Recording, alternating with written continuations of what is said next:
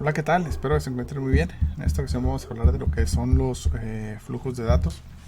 Eh, Vamos a ver lo que es la tabla de contenidos de la presentación, una breve introducción, unos conceptos clave y pues ya la presentación en sí, ¿no?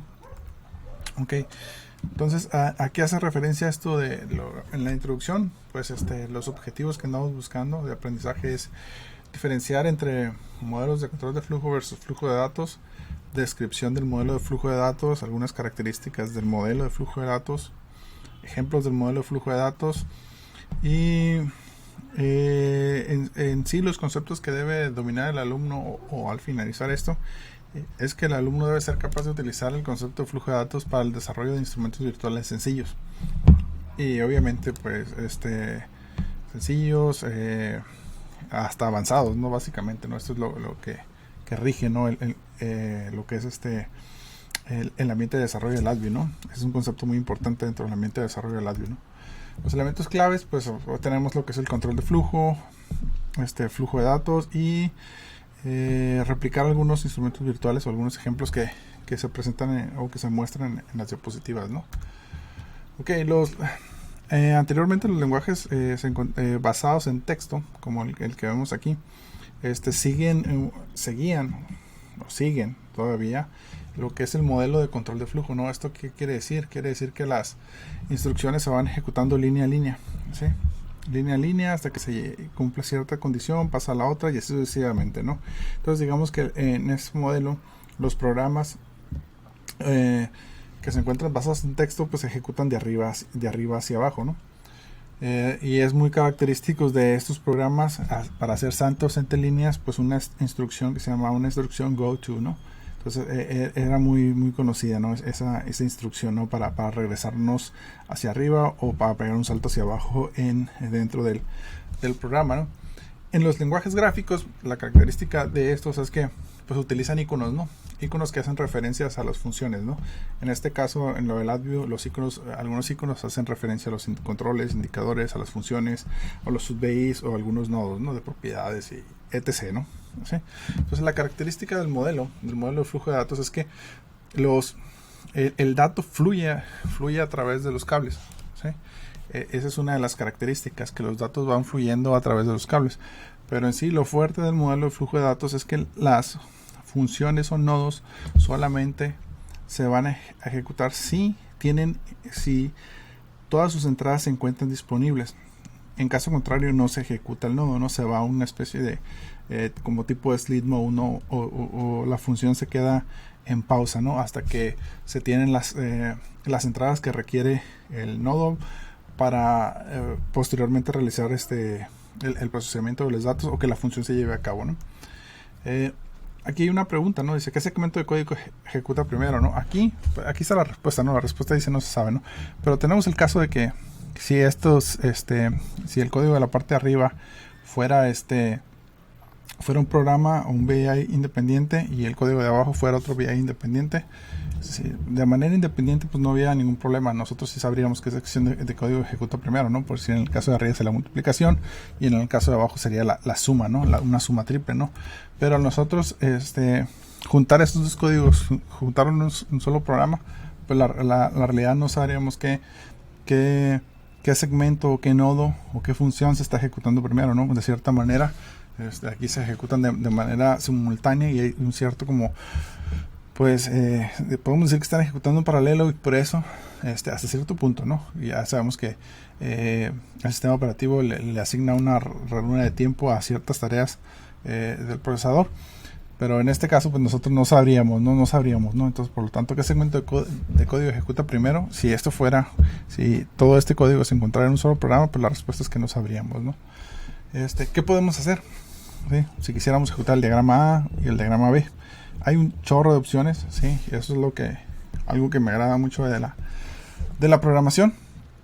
Ok, pues tenemos una opción sería ejecutar el diagrama A y después el diagrama B, y otra pues el diagrama B y el diagrama A, ¿no? Eso digamos que esas serían algunas las opciones más generales, ¿no? Sin embargo, para hacer esto, ¿cómo llevamos a cabo esto? Pues podemos utilizar lo que es una estructura de secuencia y ponemos el código A en un frame y el código B en otro frame, ¿no? Ahorita no es importante que conocer a detalle cómo funciona esta estructura. Básicamente podemos decir que cada cuadro se va ejecutando de forma secuencial, ¿sí? Así de sencillo, ¿no? De izquierda a derecha, ¿no? Entonces primero se ejecuta lo que hay en el cuadro 1, el cuadro 2 y en el cuadro 3, y así sucesivamente, ¿no? En este caso solamente tenemos una estructura de secuencia que tiene 3 frames, ¿no? Ok, esa sería una opción. Otra segunda opción pues es muy similar a la anterior. Simplemente el código que se encontraba en el frame 3 lo pasamos al frame 1 y lo del 1 lo pasamos al frame 2, ¿no? Y esa es la opción como general, ¿no? que presentábamos, ¿no? Tenemos estas otras opciones, pum, separamos la estructura de secuencias. Y aquí tenemos dos estructuras de secuencias, ¿no? Entonces el código A y el código B. Pero si los corriéramos de manera independiente, es que si esto lo compilamos en un solo programa o lo juntamos en un solo programa, y no se encuentra el cable ese que está abajo, ¿sí? Hasta el final, o si no existiera esa dependencia de datos que está por el nodo de error, tanto el código A como el código B se ejecutarán de manera simultánea y no sabíamos cuál se ejecuta primero. Sin embargo, como hay dependencia de datos, pues el código A es el que se ejecuta primero y después el código B, ¿no? En esta diapositiva, ¿no? Hay otra opción, igual, ¿no? Utilizando dependencia de datos y haciendo uso de SUDVIs, ¿no? Todo lo que veíamos en el código A lo convertimos a un SUDVI y sigue la misma lógica de ejecución, ¿no? Entonces va primero a ejecutar el código A y después se ejecuta el código B, lo que se encuentra en el código B, ¿no? Esa es otra opción, ¿no? Y aquí tenemos otra opción, ¿no? En vez de utilizar la estructura de secuencias, utilizamos una estructura del case, ¿no? Y empezamos a manejar el error, ¿no? Entonces, igual, ¿no? Aquí primero se va a ejecutar el código A y después se va a ejecutar el código B, ¿no? Esto es, la lógica es la siguiente, pues a final de cuentas hay dependencia de datos, ¿no? Entra lo que es el clúster de error y de ahí se sigue, ¿no? Sigue el flujo de datos. Entonces, por lo tanto, el código A se ejecuta primero y después el código B, ¿no? ¿Sí? Aquí tenemos este otro ejemplo, ¿no? Dice, ¿cuál es el nodo? ¿Cuál nodo es el último en ejecutarse, no? Pues tenemos la función mayor que, y después tenemos un selector, ¿no? Un selector, ¿no? Entonces la última función, pues la primera, la que recibe sus datos es, la primera que recibe sus datos es la de mayor que, y después la función selector, ¿no? Entonces la función selector es la última en ejecutarse, ¿no? Porque es la última que recibe sus datos, ¿no? Aunque tiene disponibles en sus entradas los dos strings de A es mayor y B es mayor, no se ejecuta porque primero se tiene que realizar la comparación para después, en base a eso, el dato booleano, decide si A es mayor o B es menor, ¿no? Entonces en ese caso sería la opción de selección, ¿no? Aquí, ¿cuál es el nodo, el último nodo en ejecutarse? Pues igual, ¿no? Si seguimos los cables o si los seguimos a la inversa, en vez de seguirlos de izquierda a derecha, o seguimos de derecha a izquierda, vemos que la última función o nodo en ejecutarse es la función de incremento, ¿no? Si seguimos el dato, si seguimos el flujo de los datos, vamos a ver que esta va a ser la última en ejecutarse, ¿no? La última función que se va a ejecutar. Aquí tenemos otro ejemplo, ¿sí? Aquí nos preguntamos cuál nodo es el último en ejecutarse, ¿no? Pues en este caso, si se fijan, está secuenciado a través del nodo de error o el clúster de error, ¿sí? Entonces lo primero se va a simular la señal, después se van a realizar unos datos estadísticos y después se va a realizar lo que es amplitude and level measurements, ¿no? ¿Por qué? Igual, dependencia de datos, ¿no? Aunque los datos estén disponibles, primero se tiene que ejecutar para después pasar el clúster de error y llevarse a cabo, ¿no? Este nodo, ¿no? Para que se ejecute, ¿no?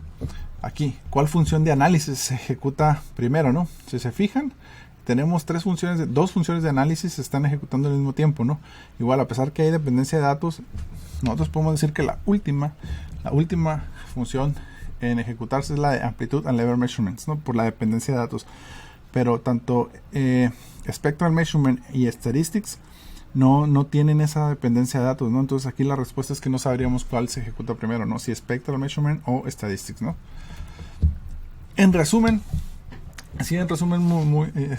muy general, ¿no? El flujo o la filosofía de flujo de datos indica que los diferentes nodos se van a ejecutar solo si en sus terminales de entrada están disponibles los datos, ¿no? O sea, hay que recordar que los VIs o las funciones o los nodos o los sub-VIs normalmente el lado izquierdo es donde se colocan las entradas y el lado derecho las salidas, ¿no? Normalmente se trata de seguir esa como norma, por así decirlo. Sin embargo, no es la regla, ¿sí? Y teniendo como esto, pues decimos que primero tienen que estar los datos disponibles del lado izquierdo para proporcionar una salida, ¿no? Para que la función proporcione una salida al otro. Lo otro es de que del modelo de flujo de datos nosotros podemos pasar al modelo de control de flujo, ¿no? Tenemos los dos modelos, ¿sí? Aquí están los dos modelos, que es el de control de flujo, y tenemos el flujo de datos. Pues es muy obvio que nosotros no podemos pasar de un modelo de control de flujo a un modelo de flujo de datos, ¿no? O sea, nada que ver, pero más sin embargo podemos pasar de un modelo de flujo de datos a un modelo de control de flujo, ¿no? O sea, podemos, a final de cuentas, una de las características que define al modelo de control de flujo es que las instrucciones están secuenciadas, ¿no? Entonces, por lo tanto, yo puedo, en mi modelo de flujo de datos, sí, a pesar de que es un ambiente gráfico, yo lo puedo secuenciar, ¿no? Entonces, podemos, a través del modelo, al modelo de flujo de datos, pues nosotros podemos pasar a un modelo de control de flujos, ¿no? Pues, por mi parte sería todo, ¿sí? Posteriormente también estaré colocando algunos ejemplos y compartiendo la presentación con ustedes, ¿no? Entonces les mando saludos y nos vemos. Que se encuentren bien.